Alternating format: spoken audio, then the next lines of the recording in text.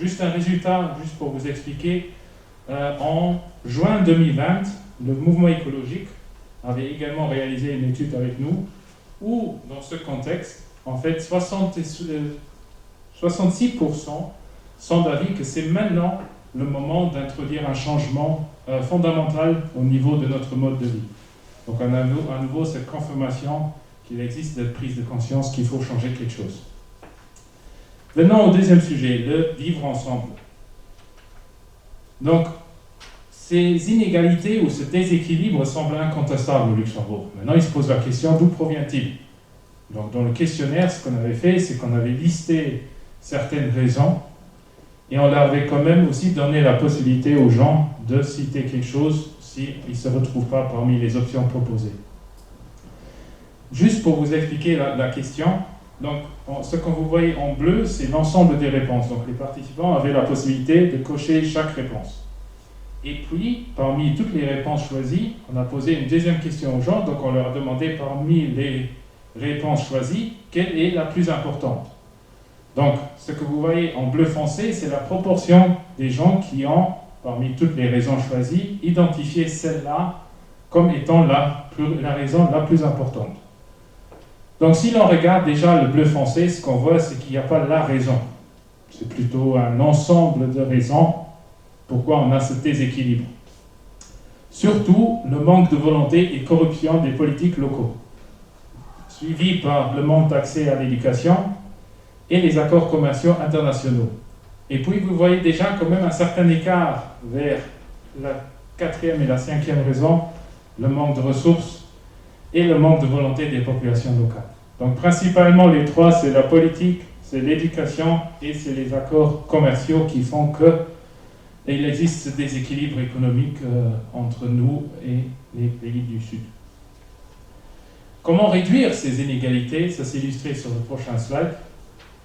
Là aussi, même principe, ce qu'on avait fait, c'est qu'on avait proposé certaines options, mais on avait également demandé aux participants, s'ils le veulent, de citer autre chose.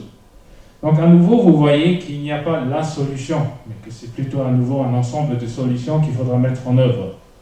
Surtout, veillons à la préservation de l'environnement et de la biodiversité dans toutes les activités humaines, suivi très proche de assurant une répartition plus équitable des richesses au niveau mondial et local.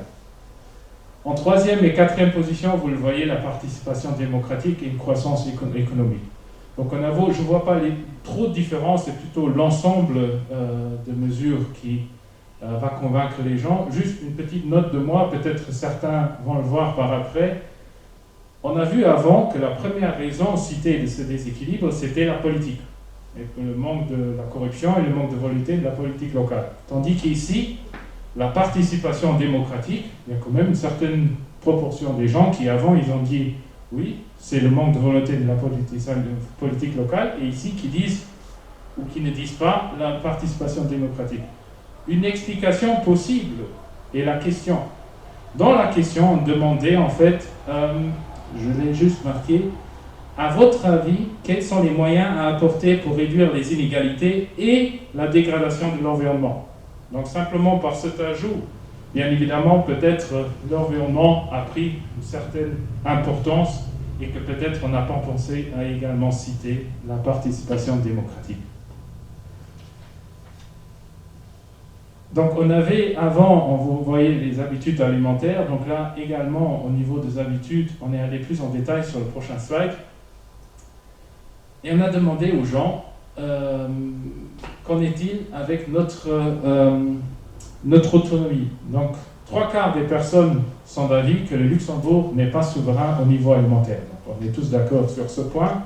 Et à nouveau, c'est en fait, ce constat augmente avec le niveau d'éducation. Ce qui est intéressant, c'est qu'également, dans d'autres études réalisées, on a constaté que surtout avec la pandémie, l'origine des produits est devenue beaucoup plus importante pour les résidents.